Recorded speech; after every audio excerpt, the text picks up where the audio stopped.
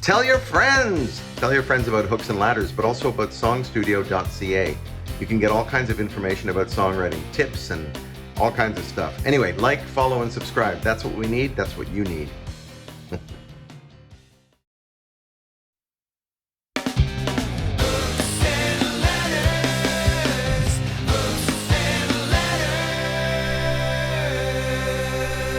Hello, welcome to another edition of Hooks and Ladders, where we talk about songwriting in all its glory. My name is Blair Packham. My name is Allister Bradley. We have a special guest today. His name is Ron Hawkins. He was with a band that is much beloved, still is very much beloved, particularly in Canada and in Ontario, The Lowest of the Low. But Ron is a very active songwriter, very politically aware, but also writes a beautiful love song as well. And so we want to ask him a little bit about his songwriting. So welcome, Ron. Hi. Great to have you here in the studio, which looks like 3 different rooms, but it's one studio. I promise you all. Yeah. Go figure. It's complex. It's complex. It's high-tech video trickery. Ron, we've asked this question to our guests in several different ways. We've talked about writing from the conscious versus the unconscious. We've asked the question of what tools do you use, but I want to ask you just straight up, where does the next song come from? Yeah, that's a huge question, isn't it? Like, and who knows? I don't know, and I think I think that's the thing that I've been doing this for going on. Well, I've been doing this for slightly more than 40 years, and I think the thing that keeps me coming back to it is that I really don't know. I don't have a process per se. I have a process, and it involves sitting with a guitar or a piano or whatever, mostly it's a guitar, farting around and singing gibberish. And I do that, and then, maybe it's a riff, maybe it's a chord thing, maybe there's a title, I don't know. And I just sing gibberish. And then inside the gibberish, often a word will come out, or, an example is I have a song called Peace and Quiet, and it was just like I was singing gibberish and gibberish and gibberish, and then I sang peace and quiet, and it was like, I wonder what that means, And so that, I guess that's sort of the subconscious thing. Like something came out of my subconscious, and the words peace and quiet came up, and then it's sort of like a reverse engineering process for me, where it's like, well, what does that mean? Why did I say that? And what does peace and quiet mean to me? And what could it mean? And, or other examples, like I have a song called 10 Kinds of Lonely, and I got into this template, just sort of happened, where it was like, well, I was one kind of man when I started, 2 kinds of problems in my life. And it was like, oh, well, now if I can count, now I can write a song, right? So sometimes there's a little template that shows itself that you can then just, okay, well, here it's obvious, now I just fill in the blanks. Or it's just this thing out of gibberish that comes from the subconscious, I guess, and happens. And I often tell people, like, I don't know how it happens or what is happening, but I just know that from experience that if I sit down and do that, something will come out. And then I can decide to sculpt it, or I can decide it's crap and turf it or whatever. Yeah, and sometimes you don't know it's crap until you've finished it. I'm sure that certainly happens to me. And even sometimes then I think it's not crap. Yes. And yeah, I'm wrong. True. Yeah. Well, that's true. On the day, it seems like the best thing ever, and then the day after, what is that? Yeah. It's interesting. What you've described there to me is you're allowing the muse, the unconscious thing, to happen. Where something just comes out of you, and you trust that it will, which I think is important. I think newer songwriters don't always trust that. But then you also trust your own aesthetic, or your own, your brain, to recognize that there's something worth pursuing there. Mm-hmm. And then you do this sort of, as you say, this filling out kind of process, this filling in the template kind of thing. But the template is still, like, when we talk about structure, people dig in their heels. Some songwriters don't want to know about structure, because it seems anti-art or something, somehow. But it seems to me the structure is still coming out of your subconscious. It's just you're responding to it and recognizing a pattern. Yeah. And building. 100%. Because I'm as untrained as they get. Like I can't tell you. I mean, if I'm out of the first position or the nut position or whatever it's called on the acoustic guitar, if I'm more than 5 frets up, then I have no idea what chords I'm playing. Right. And I'm sometimes not even playing chords. And like an example would be like I had a band called Ron Hawkins and the Rusty Nails, which was like, you know, bass, drums, guitar, but then 2 baritone saxes, and the drummer and the 2 sax players had gone to Humber and they were very schooled.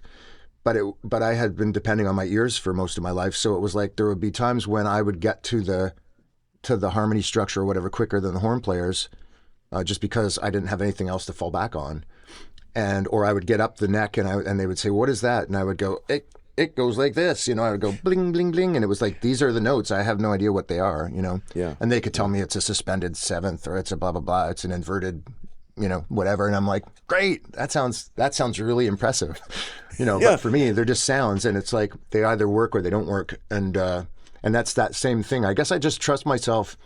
I guess I trust myself more than I should, but I feel like every musician I've ever talked to who's had a career or has stuck it out long enough to have a career has somewhat of the same trajectory, which is that there's a certain period of years where they're 100% faking it to make it, and they're whatever bravado they have is bullshit, and they're just fronting, you know. And Yeah. I was one of those people too. I was gonna bury the Beatles and everybody else, and you know, like, and my band was gonna change the world, and you know, you have. I feel like you almost have to have that. You almost have to have that jet fuel to get you out of the atmosphere, you know, or else you're just gonna crash, right? And Yeah. then there gets to a point where you actually have enough experience and enough tools to kind of back up you know what, I'm pretty good, you know. And it's Yeah. like, people are telling me that too, and I listen to this song and it sounds really good to me, you know. So then you get to a place where you start to trust yourself, I think. And that's the thing, is the flying by the seat of your pants where stuff is coming out that you're not sure about.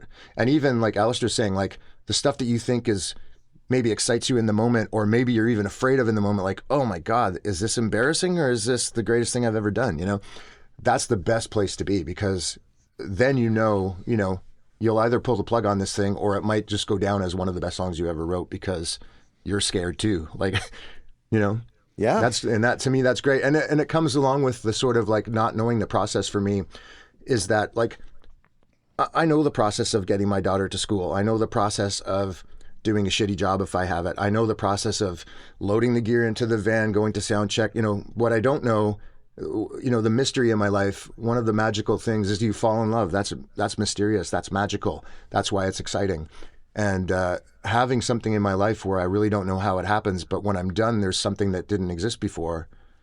You know, I took my daughter to Universal Studios when she was really into Harry Potter, and we were standing in like a wand shop. Of course, they got to sell you stuff as well. Of course. But it was like I was standing in that shop and just looking at everybody and the looks on their faces, and I said to Ruby, like, I said, does it not blow your mind that this person, you know, say what you will about her stance on transgender people at this point, Yeah. and just unraveling her career. But at that point, like, you know, a single mom writing in Starbucks and creates a world that never existed that has given this much joy to all of these people, you know, or think about the Beatles or, you know, what they brought into the world or what people bring into the world. It's like that to me is the highest calling, you know, or one of the highest callings you can have is to bring joy into people's lives where it's something that you just modeled out of nothing, basically. Yeah. So the fact that can happen in whatever way it happens in my life, and when people come up and tell me what song might have meant something to them or got them through something, or they were at all the lowest of the low shows at the Spoke when they were in university, like it just blows my mind, because it's like it's the thing I would have lied that I was going to do, you know, when I was 16 that I'm actually doing, you know, and I never would have, I never really would have imagined I would be that blessed to be able to pull it off, you know.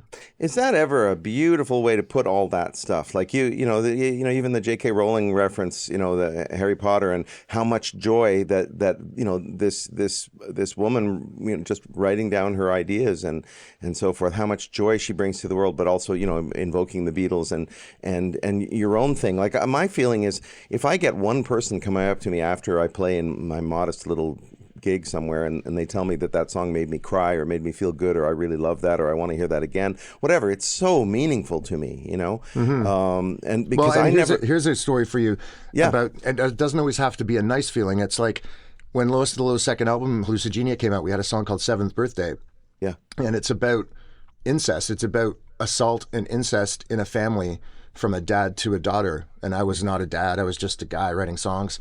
And I thought, this is a terrible thing. And I wrote this song, and it was a painful thing to play. And a lot of people were like, you know, like, It Right. really was. And so then we would go out on tour, and it would come up, do we play that song? And I was like, at a certain point, I just got very cognizant about, I was reading statistics about 1 woman in 3 was, was a survivor. And I said, so put that in perspective. Like if 800 people come to see us and 400 of them are women, then that's over 100 women that have come to see a band they love. And then maybe boom, out of nowhere, they're like triggered or punched in the face by this horrible, well-written song about this ugly thing. Yeah. So I was after the show, I was in the dressing room, and in the interest of full transparency, I was trying to hook up with this woman, and we were talking. And then at a certain point, I started to tell this story about how this has come across, and we don't have an answer yet. Like we don't really know whether we should play it, we shouldn't play it. And she was very interested in that conversation, and then we kind of became pen pals, and I was writing to her back and forth, and at some point she sent me a letter and said, I just want to let you know that I'm a survivor. And she said, I think you guys should play it, because she said one thing for me was always that when people don't talk about it, there's this surreal feeling that maybe it didn't happen, or you start to internalize things that, whereas if you're talking about it, and she says, of course, this is me talking, it's not everybody's response, but she said, if I have a vote, my vote is that you play it. And so just to have written a song that you could have that deep a conversation with another person about, and it means something to them, and so that's what I mean. Every bit of that was prickly and didn't feel nice, but it was powerful, Right. Yes. I see. And yeah, it wasn't an ego stroke. It wasn't, hey, that song really made me cry or whatever. It was really meaningful and deep. And but I can understand the reticence you guys would have to playing it. You don't want to, you don't, as you say, you don't want this thing to explode in somebody's face or in their brain. It's like you got to take responsibility to some degree for, like, you can't just say, oh, I'm just writing. It's like, well, but it's once it's out of you and it's in the world, it's something else, right? It doesn't just belong to you. It's out there.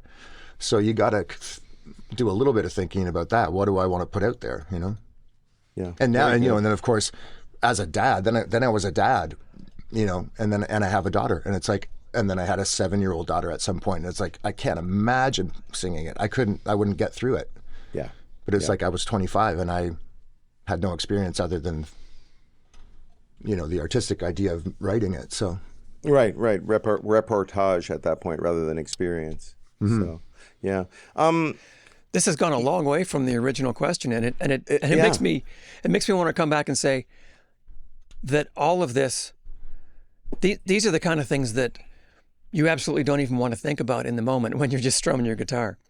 The song could become that big and that meaningful and that complicated, but leave the editor out of the room for the moment. And the other thing that I was thinking when you were saying that you rely on your ears and your instincts, that I think a good suggestion for a lot of songwriters is, no matter how it is you get there, if you found something you like that you want to pursue, make sure you use whatever tool you need to record what you've done, so that you can get back to it the next day, so that you don't come back and say, what was that chord I was playing? Oh, what was that thing I was thinking of?